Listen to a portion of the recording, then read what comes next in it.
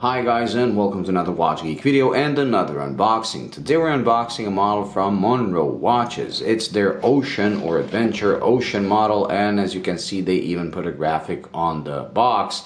Now I will be doing a full review with macro shots and everything, but the campaign is ending very soon, so I wanted to do this unboxing first, and I'll put the link to the campaign in the description if you're interested, because it does bring quite a lot of savings, about 30% off the retail price in the future. So this is their web page. The box is a cardboard box, and you open it like this, and inside you get the watch. You get a rubberized NATO strap, as you can see, with matching bronze hardware, and you get a leather strap, again with matching bronze hardware. The watch is right here, so let's take it out of its cradle. We're gonna put one of these straps on, and they both come with quick release pins. The NATO one has these here, and the ones on the leather strap are actually already built in. So let's put this on, which is quite simple, being a quick release pin. Like I always say, quick release pins are the best thing since sliced bread. Okay, oh, missed that one. There we go. So let's move away the box. Let me just take this out and check out the watch itself. So let me just zoom in. So this is a bronze version, but they also come as a stainless steel model in a variety of dial colors.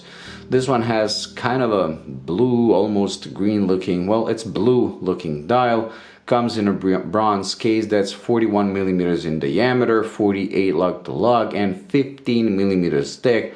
Although looking at it from here, it doesn't seem as thick, and part of that thickness is down to this very highly domed sapphire crystal. The watch is powered by a Seiko NH38 movement, and each one of those variants is limited to 200 pieces. This one is the bronze case.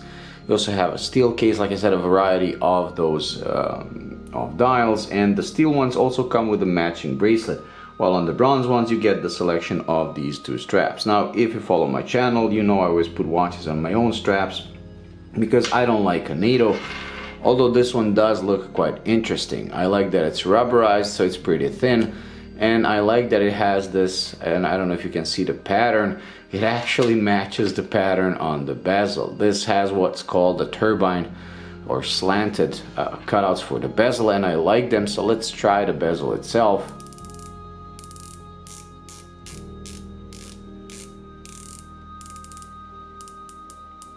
Very nice. Now the grip is very good. It helps you like grip the bezel, because this bezel is quite stiff, but in a good way. I like bezels like these. I hate when the bezels are very easy to turn and like they turn accidentally. This one has the right amount of resistance. Naturally, the watch comes with a screw-in crown that also follows the same pattern as the bezel itself, which is pretty cool. And the watch is going to be powered by the Seiko NH38, meaning you won't have the ghost click, but it's a true no-date movement.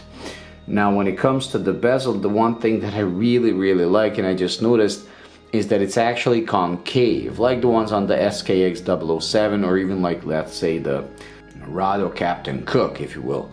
So as you can see, that means that it plays with the lights. As you can see, it's slanted towards the crystal from the outer edge, which is pretty cool. And I also do like the font or the finish of the numerals inside the bezel, because I don't know if you can see, but they're actually frosted in finish. This is gonna look pretty cool when we do the full review, so like I said, do stay tuned for that.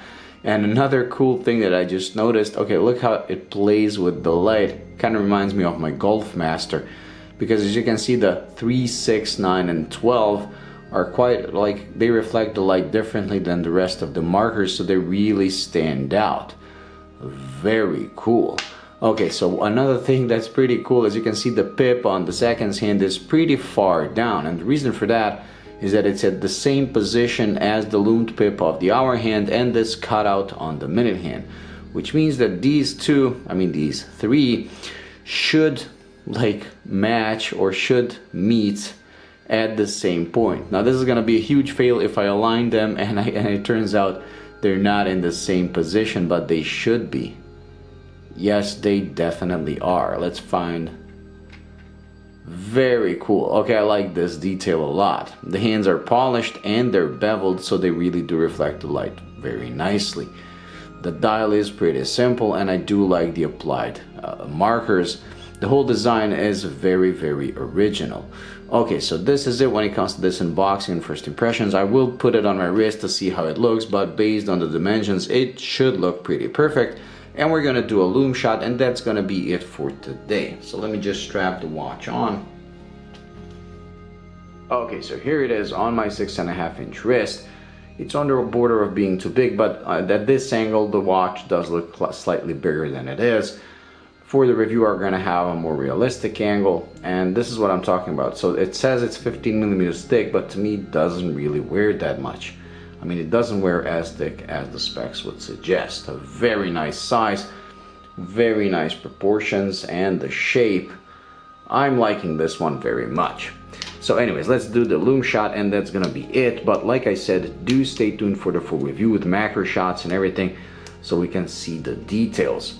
Now, I don't know if I mentioned, the insert is ceramic, as you would expect. So ceramic, sapphire, and bronze case with a Seiko NH38 for, I believe, like a $500 and something, but if you join their campaign, you get 30% discount, so it drops down to 400 and something, which is quite steep. But then again, it is an original design, and the watch itself is assembled in the UK. Okay, so with the light repositioned and the watch charged, let me get the camera to focus.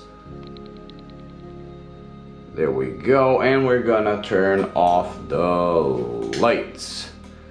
And there we go, the Lume is actually quite strong. As you can see, the bezel has this blue, while the rest of the hands and the markers, main markers, are green. And I do like that the minute hand, which is used for diving, is color matched to the bezel they're gonna be using for diving. Very cool design detail. The Lume itself is quite strong, and I believe this one is gonna last all night long without any issues.